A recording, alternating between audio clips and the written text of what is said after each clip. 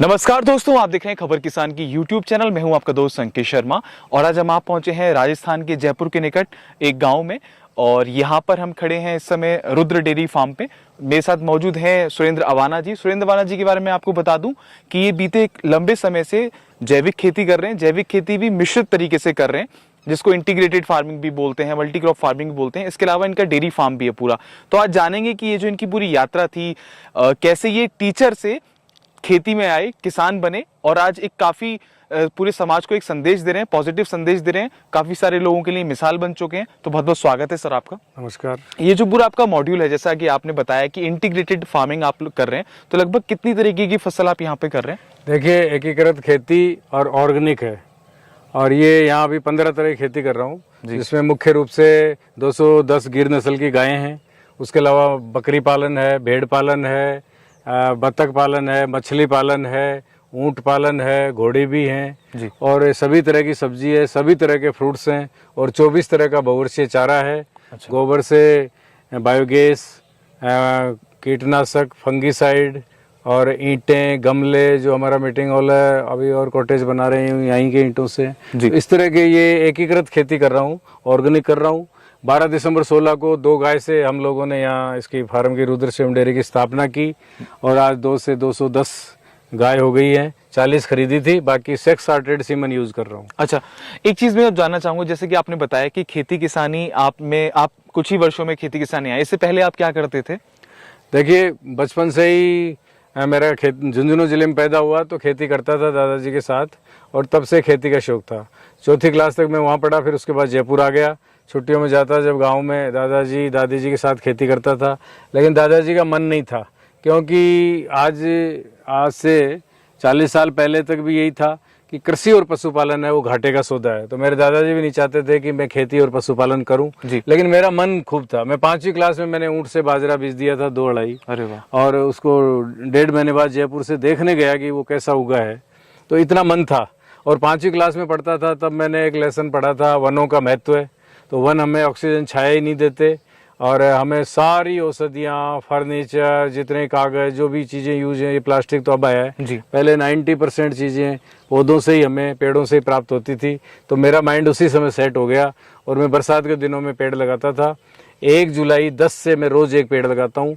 अभी तक 91,000 पेड़ लगा दिए, जिनमें 95% जिंदा हैं जो आप देखोगे, जिसमें 31,000 इस फार्म के ऊपर हैं और 50,000 सार्वजनिक जगह पे हैं, जैसे गैरमून की नदी नाला है उसमें है, गवर्नमेंट स्कूलों में है, बहुत सुंदर, और जेडीए पार्क में है, रोड पे है, लोगों के घरों पे भी अगर वो पानी देते हैं तो वो लगाता हूँ।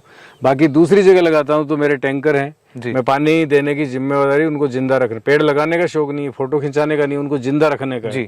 अभी आप देखिए, कल विदेशी डेलीगेशन आई थी, यहाँ आया था 22 कंट्री के लोग, तो हमने कल 51 पेड़ लगाए। हरियाली माहौस थी अभी थोड़े दिन पहले, उसमें 51 पेड़ बाहर आप नदी में देखेंगे लगाए। टीचर्स डे पे जयपुर से 101 टीचर आए थे तो हमने 101 पेड़ लगाए। तो कहने का मतलब है कि रोज एक लगाता हूँ, लेकिन ये बरसात के 1 जुलाई से अब तक 10,000 पेड़ लगा चुका। बहुत सुंदर। और उनको जिंदा रखना सबसे बड़ी बात है। बिल्कुल। अच्छा, एक चीज मैं जानना चाहूंगा कि जब ये जमीन पे आपने खेती करना शुरुआत करी थी, ये पूरा सेटअप लगाया, तो तब यहाँ की क्या स्थिति थी और उसके बाद में आपने क्या मेहनत करी और क्या नतीजा आपके सामने अब है? देखिए, ये जगह आप इधर सामने अगर देखेंगे कैमरा डाल के, तो सेम वैसा का वैसा ये खेत था जी।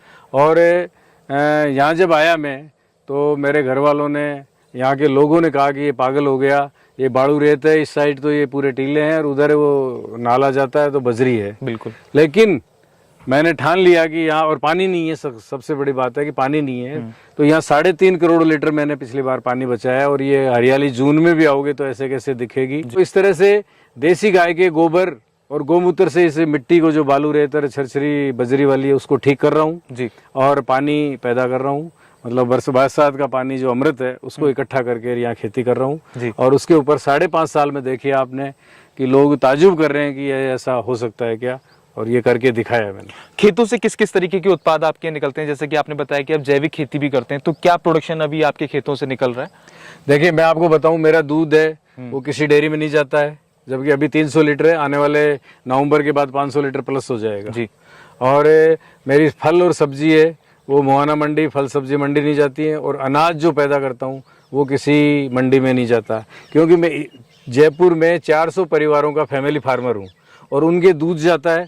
दूध के साथ व्हाट्सएप पे उनकी डिमांड आ जाती है कि आज हमें आधा किलो करेले चाहिए, आधा किलो आंवले चाहिए, पाव भर ये चाहिए, सब्जी, फ्रूट, अनाज, इनका ऑन डिमांड आती है। तो आप देखिए मैं पॉकेट्स में थोड़ा थोड़ा पैदा कर रहा हूँ जी। जैसे काले गेहूँ मैंने 2 बीघा में किए, व्हाइट वाले 2 बीघा में किए, फिर चने 2 बीघा में किए, जो 8-10 बीघा में किए, क्योंकि बकरियों को और गायों को और ऊँटों को जरूरत पड़ती है। मतलब मेथी भी मैंने 2 बीघा में की, जो मेरी गाय ब्याती है उनको जरूरत पड़ती है। मतलब बाजार के लिए कुछ नहीं है, मेरे कस्टमर जो है उनके लिए और इस फार्म के लिए है। यानी नमक से लेके मिठाई तक, दिवाली तक सारा यहाँ पैदा कर रहा हूँ।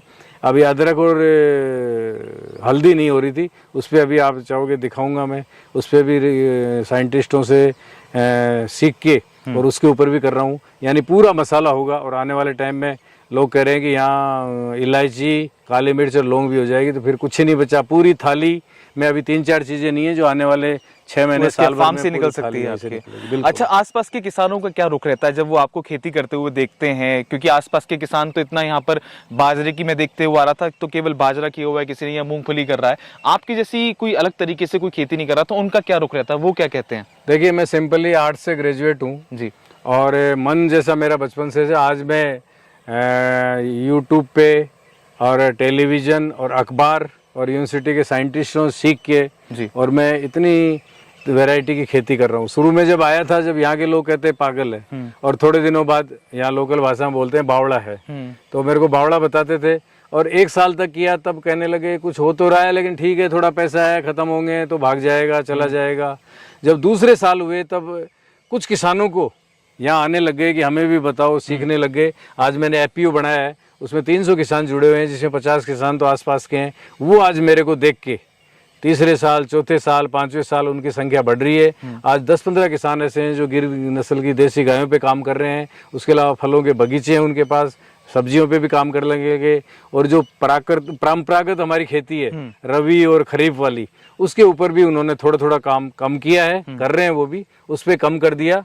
और फलों के बगीचे, सब्जी और पशुपालन पे उन्होंने धीरे धीरे काम शुरू कर दिया। और ख़ासतौर से युवा जो मेरे पास आते हैं उनको मैं आईना दिखा देता हूँ कि भैया 6 महीने में इनकम लेनी है तो पोल्ट्री करो, 1 साल में इनकम ले ली है गोट्री करो, 3 महीने में सब्जी और अन्य फसल कर सकते हो तो इनकम आएगी। अगर देसी गाय की गिर पे काम करना है तो दूध के लिए नहीं, ब्रीडिंग के लिए करो, और उसमें कम से कम 5 साल का पेशेंस होना चाहिए। तो जिस भी युवा को इनमें से जो चीज़ पसंद आती है, मैं उनको निःशुल्क हर तरह से मैं जितना जानता हूँ उनको ट्रेनिंग टाइप देता हूँ। और आज युवाओं को, पढ़े लिखे युवाओं का, खासतौर से IITN है, MBA है, इंजीनियर हैं और डॉक्टर हैं, उनका रुझान बढ़ रहा है। और आप सुबह आते तो आज 3-4 इंजीनियर भी आए थे, वो भी ये काम करना चाह रहे थे। इसलिए मुझे जितना नॉलेज है, मैं खास तौर से यहाँ ज़्यादा कमाने की वो इच्छा नहीं है, कमाने के लिए ब्रीडिंग करके नस्ल सुधारने के लिए काम कर रहा हूँ। और ये पैदावार पॉकेट्स में करके, बायो प्रोडक्ट और वैल्यू एडिशन करके, आज हमारी दोनों सरकारें हमें प्रोसेसिंग और वैल्यू एडिशन के लिए 50% दे रही है जी। अब मैं छोटा सा उदाहरण दूं आपको कि मेरे यहाँ भी आंवले हुए थे जी, और मैंने मंडी में 15 रुपए किलो का भाव था जी। मैंने मंडी में नहीं बेचे, 2000 किलो मेरे हुए थे, अगली बार और बढ़ेंगे। मैंने उसमें 35 रुपए चीनी की चाशनी और खर्चा करके और उसके मुरब्बा बना दिया। छोटा सा एक डिब्बा 5-6 रुपए का एक बढ़नी लेके पैक किया और आप वंडर करोगे वो लगभग 55-60 रुपए में पड़ी और मैंने 125 से 150 रुपए किलो मुरब्बा बेचा। और आयुर्वेद कहता है रोज एक आंवला खाओ, निरोगी रहो। और 2 महीने के अंदर मेरे 2000 किलो आंवले बिक गए। हमारे जौबनेर यूनिवर्सिटी के मेले के अंदर भी काफी बिक गए थे। तो इस तरह से मैं युवाओं को कहना चाहता हूँ कि आप वैल्यू एडिशन की ओर ध्यान दो, और चाहे वो दूध हो, चाहे फ्रूट हो या वेजिटेबल हो या आपकी क्रॉप हो, जो भी किसान पैदा करता है उसकी वैल्यू एडिशन करेगा तो उसकी इनकम डबल होगी। जैसे आंवले मेरे को 60 रुपए केजी बचत हुई, इसी तरह से नींबू पे, टमाटर पे, कोई भी सब्जी, कोई भी फ्रूट, कोई भी अनाज किसान उसकी प्रोसेसिंग करेगा तो उसकी डेफिनेट इनकम 2 गुना नहीं 4 गुना तक बढ़ेगी। तो ये काफी सारी महत्वपूर्ण बातें बताई कम समय में और काफी अच्छी सारी ज्ञान की बातें बताई। देश के किसान भाई, देश के युवा भी इस पर गौर कर सकते हैं कि कैसे आप इंटीग्रेटेड फार्मिंग की मदद से अपनी आय को बढ़ा भी सकते हैं। और जो आपके खेत से निकलने वाले उत्पाद हैं, जैसे सर ने बताया नींबू, आंवला, इसके बाई प्रोडक्ट्स पे अगर आप जाएंगे तो आप अच्छा मुनाफा कमा सकते हैं।